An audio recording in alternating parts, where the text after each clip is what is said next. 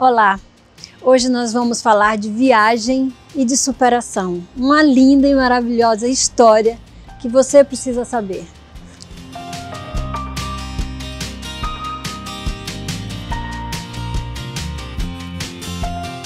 Melina, muito obrigada por você ter vindo aqui no Trade Tour hoje. Obrigada pelo convite. Para falar um pouco da sua história e também do blog, né?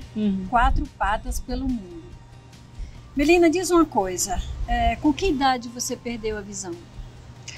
O meu processo de perda começou aos 14 anos, que eu descobri que eu tenho uma degeneração na retina, distrofia de cones e bastonetes. E é uma doença progressiva, então eu fui perdendo a visão aos poucos. E quando eu tinha 27 anos foi quando ela realmente se agravou e eu precisei começar a usar bengala, realmente precisei aceitar a deficiência visual. Então foi um processo gradativo. Você e hoje eu tô assim, com 35 anos. Ah, isso que eu ia te perguntar. Ah, nem parece ter 18. Obrigada. Como foi se adaptar a essa nova fase na sua vida? Não foi fácil. Imagina. Foi um processo bem sofrido, quando eu precisei encarar mesmo a deficiência visual, encarar que eu precisava usar bengala, encarar que eu precisava mais da ajuda das pessoas, porque antes, por mais que eu tinha baixa visão, eu conseguia andar sozinha. Eu não conseguia, por exemplo, pegar um ônibus sozinha, ler um letreiro do ônibus. Sim. Mas eu conseguia andar, fazer tudo sozinha, então não parecia que eu era deficiente visual. E a partir dos 27 anos que eu precisei da bengala, que eu precisei mostrar para todo mundo que eu era deficiente visual, foi muito difícil organizar tudo na minha cabeça, assim. Eu precisei superar meu próprio preconceito, porque eu tinha vergonha de usar bengala, né? Eu tinha vergonha que as pessoas que me conheceram enxergando, Sim. que elas me vissem com uma bengala. E eu não queria que ninguém tivesse pena de mim. Eu acho que talvez foi uma das maiores preocupações, assim, é que as pessoas tivessem pena e que as pessoas começassem a me olhar de uma forma diferente por causa disso. Sim. Além da gente pensar que a gente vai ter muito mais dificuldade para fazer as coisas, que as coisas não vão ser mais como antes. Então foi todo um processo, eu precisei fazer terapia, foi muita coisa para organizar tudo na minha cabeça e aceitar e lidar bem e começar meu relacionamento com a bengala, né, que nem eu falo. E depois que a gente passa por isso, depois que a gente aceita, é tudo muito mais fácil que a gente pensa, por que eu não fiz isso antes, né? Facilita bastante as coisas. Com certeza.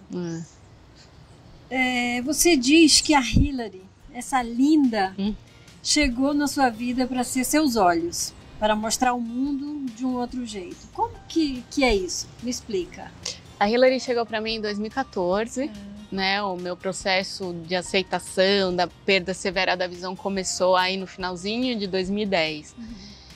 E com a Hillary eu não me sinto deficiente visual, porque ela me traz uma autonomia tão grande, uma facilidade tão grande em caminhar, que eu não me sinto. Lógico que eu preciso pedir ajuda para chegar nos lugares, para encontrar numeração, encontrar alguma coisa. Mas esse trajeto, essa caminhada de andar nas ruas é muito mais tranquilo. Porque a bengala é assim, você encontra o poste para depois desviar. O cão-guia não, ele te desvia e você não sabe do que você está passando. Né? Então, assim, é muito mais fácil, é muito mais tranquilo. Além da inclusão, além da aproximação das pessoas também. Porque todo mundo fica curioso com o cão-guia, todo mundo quer saber, todo mundo elogia o trabalho. Então, traz uma aproximação diferente das pessoas. Entendi. Quantos países você já foi com a Hillary? Com a Hillary, 4. Eu fui para a Argentina, eu fui para o Chile, para o Uruguai e para os Estados Unidos com ela. Quais as maiores dificuldades que você sente aqui no Brasil como turista? Aqui no Brasil tem os dois lados, né? Tem a dificuldade com o cão-guia, das pessoas não conhecerem ainda sobre o trabalho do cão-guia, sobre os direitos do cão-guia.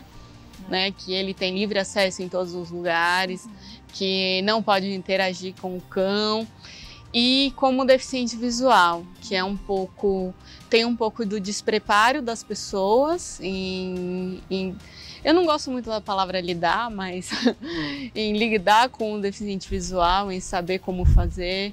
Tem um despreparo dos lugares de, por exemplo, uma vez eu fui num ponto turístico recentemente, eu fui visitar o Pão de Açúcar no Rio de Janeiro, e eu cheguei lá e eu faço muita viagem sozinha, então nem sempre tem gente comigo, né, para me acompanhar.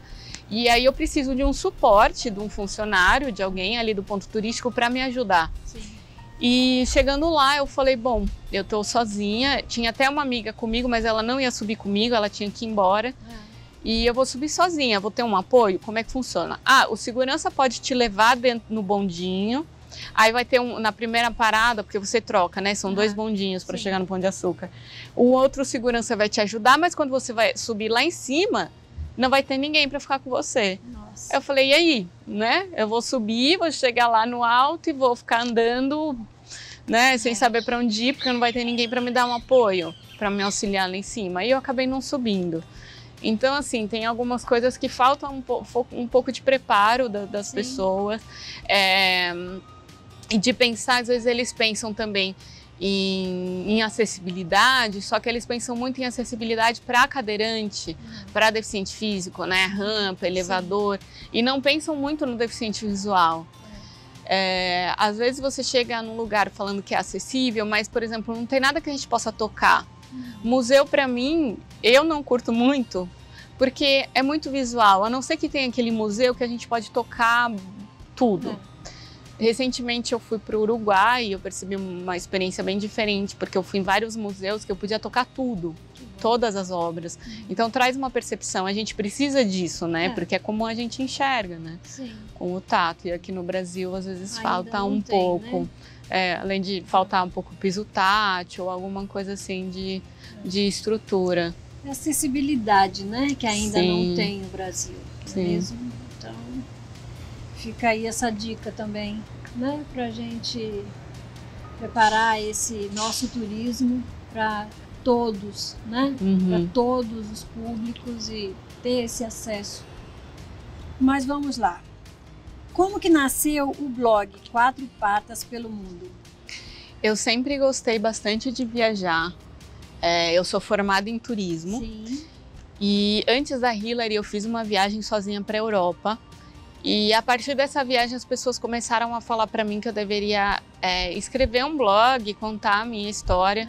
Porque muita gente enxergando não tinha coragem de fazer uma viagem sozinha, principalmente para fora. Só que na época eu nunca fui muito ligada à tecnologia, essas coisas, e eu estava trabalhando e foi passando. Até que em 2016, na metade de 2016, eu fui desligada da empresa que eu estava trabalhando e passando por um momento bem delicado da minha vida, e eu resolvi, tipo, me reinventar, assim, pensar em alguma coisa que eu gostasse de fazer.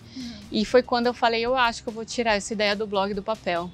E comecei a pesquisar e foi quando surgiu o blog, né? Para poder dar dicas de viagem e poder mostrar para as pessoas também que a gente viaja, que as pessoas com deficiência viajam e que não tem impedimento para isso, né? A gente pode sim passar por algumas dificuldades, mas a gente aproveita a viagem tanto quanto qualquer outra pessoa, né? Então, trabalhar essa questão de motivação, de superação, de incentivar as pessoas e também como bacharel em turismo, como turismóloga, né? Mostrar para os pontos turísticos, para os hotéis, enfim, para os restaurantes que recebem turista, que eles precisam estar preparados para receber as pessoas com deficiência também, que tem muito despreparo. Isso é muito bom, gostei muito do seu blog, achei fantástico. Obrigada. Sabe, ali mostra a real, né? Então é muito bom, não só para quem tem essa situação, né, da redução da visibilidade, né, da deficiência visual e tal, porém também muito bom para quem não tem ela, né, e que pode enxergar o mundo de outra forma, através do seu, né, da sua vivência, da sua realidade.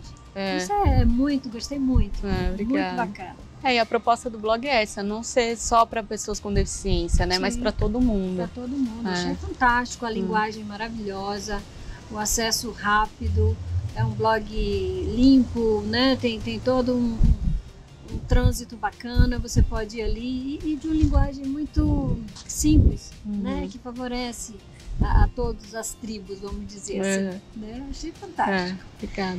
Diz uma coisa, hotéis pet friendly funcionam no Brasil? Como a Rileirão com guia, eu não preciso obrigatoriamente procurar um hotel pet friendly, que ela é aceita em todos os lugares. Entendi.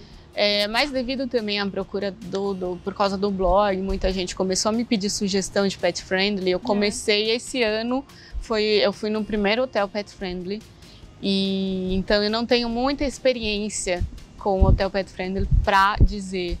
Mas em alguns lugares tem um pouco de restrição de tamanho do cão, né? Eu passei por isso.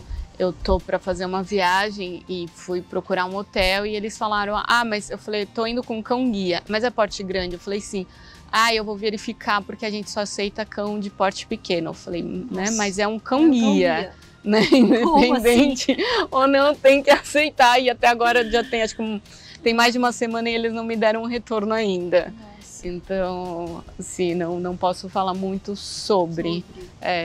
Mas às vezes tem restrição de restaurante. Um que eu fiquei, quando eu fui entrar no restaurante, eles falaram que não poderia entrar no restaurante. Mas eu falei, não, é o cão guia, mas cachorro não pode no restaurante. Cão guia, ela pode. Então, a gente entrou. A desinformação ainda. Sim, ainda. Mas aos poucos a gente vai repassando a informação. Para finalizar, Melina, diz para mim o seguinte. Eu li no seu blog uma frase e eu gostaria que você me falasse um pouco mais. Não para mim, mas também para todo mundo que está nos assistindo agora. Aceite-se como é e seja mais feliz. Como que você escreveu essa frase, como que você vive ela? Isso foi muito no processo que eu passei, no processo de aceitação, da dificuldade que eu tive de me aceitar, do quanto eu tentei esconder. E a gente se aceitando, a gente consegue encarar a vida de uma melhor forma, porque a gente não perde tempo se preocupando em esconder alguma coisa, né? Que a gente é assim, né? Foi uma coisa que eu botei na minha cabeça todo o processo, eu falei, eu sou assim, não vou mudar. Eu não enxergo, não tem tratamento. Então, eu preciso aceitar do jeito que eu sou. Eu preciso encarar que, né, por algum motivo eu fiquei deficiente visual. E eu acho que hoje eu enxergo as coisas de uma outra forma, né? E eu acho que é tudo muito mais fácil. Que a gente consegue aproveitar melhor as coisas, aproveitar melhor a vida quando a gente se aceita, né? Com certeza. E as outras pessoas também. A gente nunca vai agradar todo mundo. Sim. Então, a gente vai ter sempre aquelas pessoas que vão torcer o nariz pra gente e aquelas pessoas que vão adorar a gente, sendo perfeito ou não.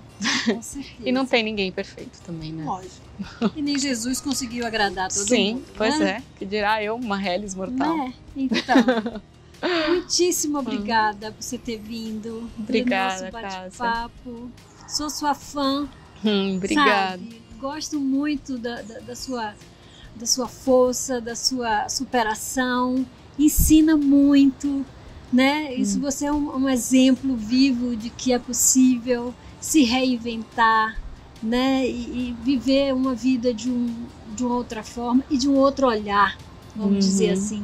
Né? Sim. Muitíssimo obrigada por você ter Obrigada vindo. Eu, Cássia. Tô aqui Vida na sua passar torcida muito rápido, sempre. A gente tem que aproveitar. Com certeza. Obrigada. E não vale a pena ficar olhando coisas bobas que não valem a pena.